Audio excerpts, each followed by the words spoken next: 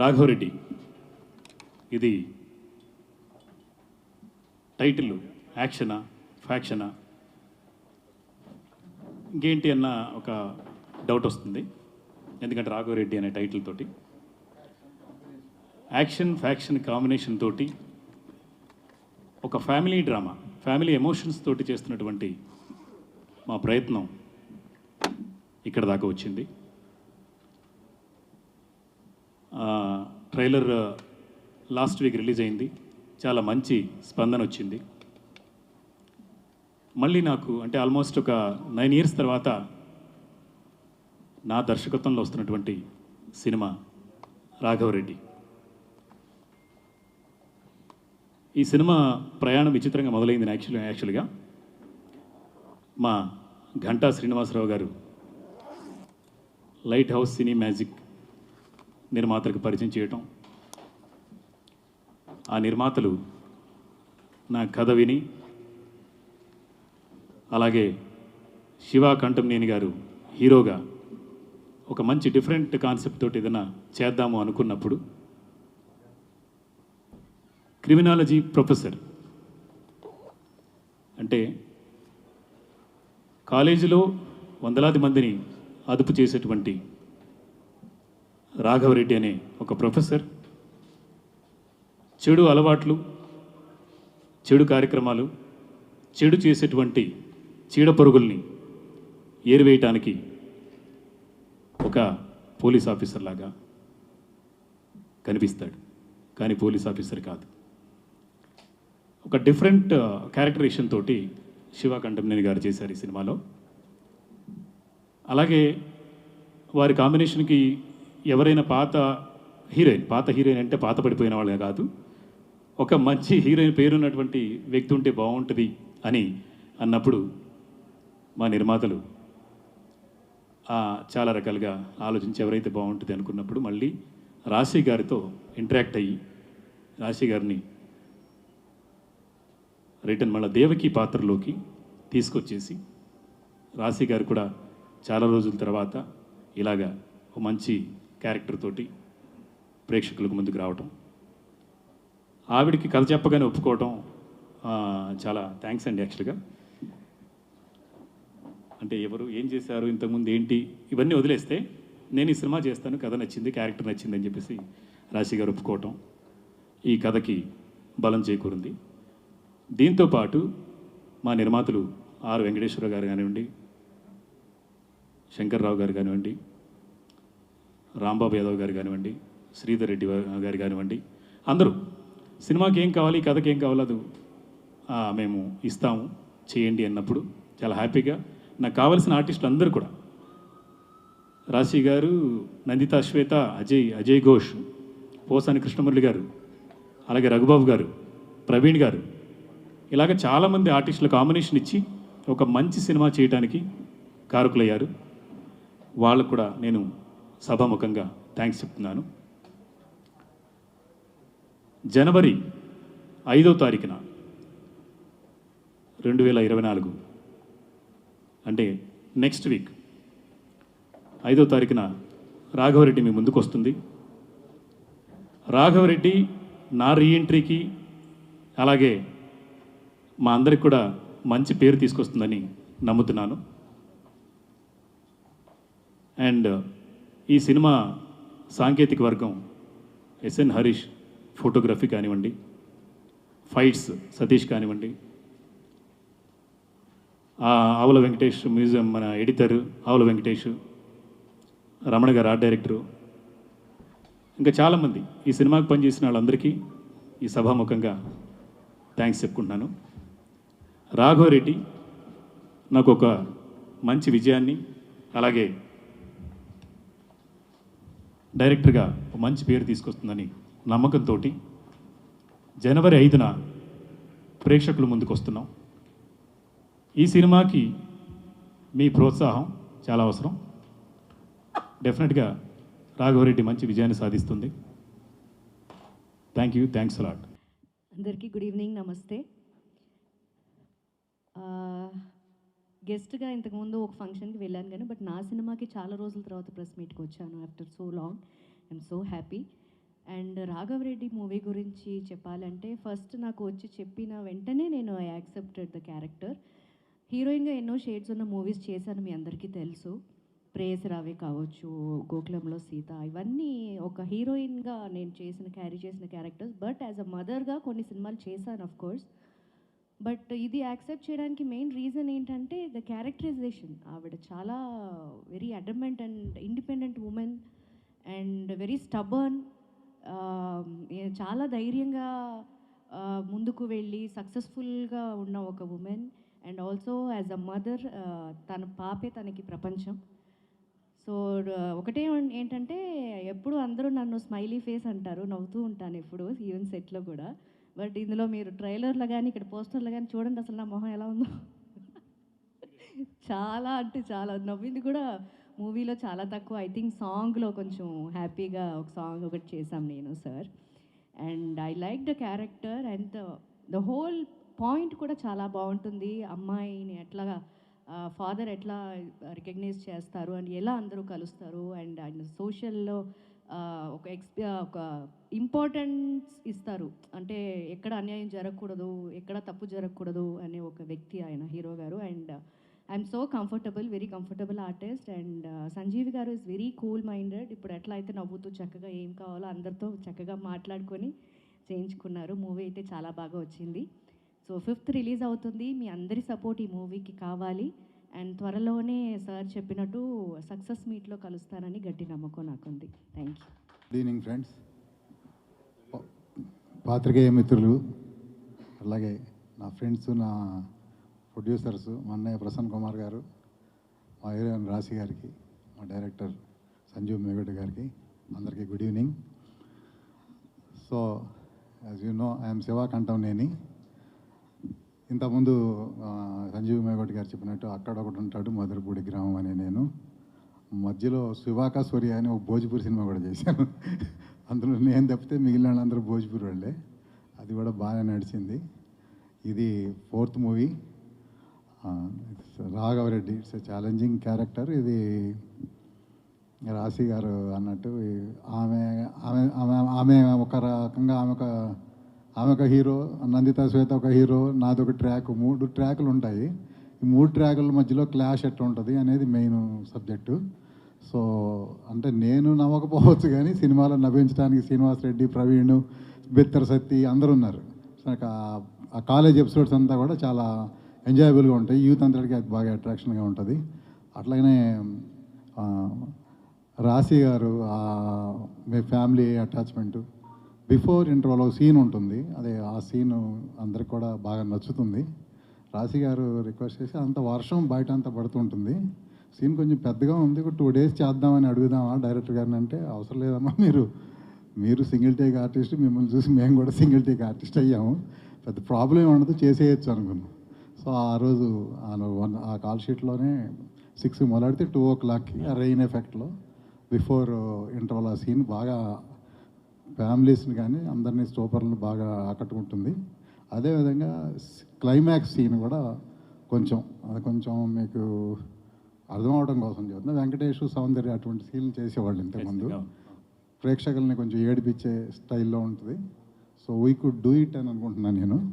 అది కూడా బాగా ఉంటుంది. అదే మా డాక్టర్గా చేసిన నందిత శ్వేత కూడా మీకు తెలుసు, ఆమె వెరీ గుడ్ పెర్ఫార్మర్, మంచి పెర్ఫార్మెన్స్ చేస్తుంది, ఆమె బాగా చేసింది.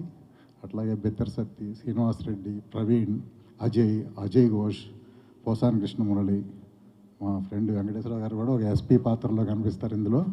అందరూ కూడా ఎవరికి వాళ్ళు యాప్ట్గా చేశారు, అందరూ బాగున్నారు. సినిమా మంచి హిట్ అవుతుందని ఆశిస్తున్నాం. దీన్ని బాగా ఇందాక మా శ్రీధర్ రెడ్డి గారు చెప్పినట్టు ఇంతకుముందు కూడా మీరు మా సినిమాను బాగా ముందుకు తీసుకెళ్లారు పబ్లిక్లోకి, రివ్యూస్ కానీ మీడియా. అక్కడొకటి ఉంటాడు సినిమాకి అయితే టైమ్స్ ఆఫ్ ఇండియాలో కూడా 4.5 రేటింగ్ ఇచ్చారు. అది చాలా ఆనందకరమైన విషయం. మొన్న కూడా మధురపూడి గ్రామం అనే నేను మంచి రివ్యూస్ వచ్చినాయి, మంచి పేరు వచ్చింది దానికి కూడా. మా ప్రొడ్యూసర్ ఇంతకుముందు అన్నాడు బాగా పేరు వచ్చింది కానీ డబ్బులు రాలా. ఈసారి పేరుతో పాటు డబ్బులు కూడా బాగా రావాలని ఆశిస్తున్నాం. ఈ రాజస్థాన్ ఇంటర్నేషనల్ ఫిలిం ఫెస్టివల్కి సెలెక్ట్ అవ్వడం కూడా ఇది మామూలు విషయం కాదు. 700 సినిమాల్లో 30 సినిమాలు తీశారు, తెలుగు నుంచి 3 సినిమాలు, అందులో మంది ఒకటి. సో జనవరి 27th నుంచి 31st వరకు ఆ ఫెస్టివల్ జరుగుతుంది. ఈ రాఘవరెడ్డి కూడా మనకి అట్లానే కొంచెం డిఫరెంట్ మూవీ, కొంచెం ఎంతసేపు తమిళ్ మలయాళం జోనర్ని మన వాళ్ళు అప్రిషియేట్ చేస్తుంటారు. ఇంచుమించు మనది కూడా అట్లానే ఉంటుంది, ఏ భాషకైనా ఇది సెట్ అయ్యే టైప్లో ఉంటుంది సినిమా. సో ప్రేక్షకులు ఆశిస్తారని ఆశిస్తున్నాను నేను కూడా. It's sir we're hoping again it's the hope. Thank you అండి, thank you very much. Right, మా శివ కంఠమయ్య గారి కొత్త సినిమా సందర్భంగా శుభాకాంక్షలు తెలియజేస్తూ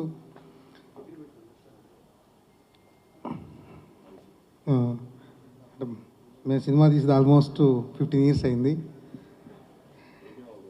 మాది భగవంతుడు. ఈ సినిమా మంచి హిట్ అయ్యి మా కంఠమయ్య శివ మంచి పేరు రావాలని ఆశిస్తున్నా. సరే, మా లైట్ హౌస్ సినీ మ్యాజిక్ తరపున ఇది 3వ సినిమా. ఇది ఫస్ట్ మూవీ అక్కడొకట రిలీజ్ అయింది. సెకండ్ది మొన్న అక్టోబర్ 13న మధురపూడి గ్రామం అనే నేను సినిమా రిలీజ్ చేశాము. ఇది 3వ సినిమా. ఈ సినిమా సంజయ్ మేగోటి గారు కథ చెప్పగానే ఆయన ఇంతకుముందు ఏం చేస్తారు ఏమని ఆలోచించకుండా ఇమీడియట్గా ఓకే చెప్పాము. హీరోయిన్ కోసం మాత్రం కొంచెం కష్టపడ్డాము. మా శంకర్రావుకి ఎలాంటి హీరోయిన్ మ్యాచ్ అవుతుందని చివరికి రాశి గారిని అడగగానే వారు ఒప్పుకున్నారు. చాలా ఆనందం వేసింది. ఈ సినిమా ట్రైలర్ చూసిన తర్వాత చాలా అద్భుతంగా సినిమా వచ్చిందనిపించింది. రీ రికార్డింగ్ కానీ, ఎడిటింగ్ కానీ, కంపోజింగ్ కానీ చాలా బాగా చేశారు. ప్రతి దాంట్లో మన సంజీవ్ గారు దగ్గరుండి శ్రద్ధగా సినిమా చేశారు. ఈ సినిమాను ఛాలెంజింగ్గా తీసుకున్నారు ఆయన. ఈ రీఎంట్రీతో మంచి ఇంటి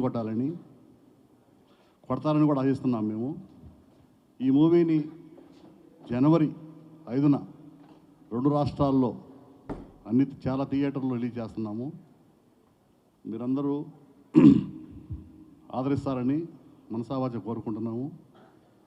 ఈ పాత్రికేయులకు, మా టెక్నీషియన్స్కు, మా తోటి మిత్రుల ప్రొడ్యూసర్స్కి, మా హీరోయిన్ల గారికి, సపోర్టింగ్ ఆర్టిస్టులకి అందరికీ థ్యాంక్స్ చెప్తూ థ్యాంక్ యూ. టెక్నీషియన్స్ అందరికీ కూడా, ప్లస్ ఆర్టిస్టులు అందరూ ఈ మూవీలో యాక్ట్ చేసిన అందరికీ కూడా ధన్యవాదాలు.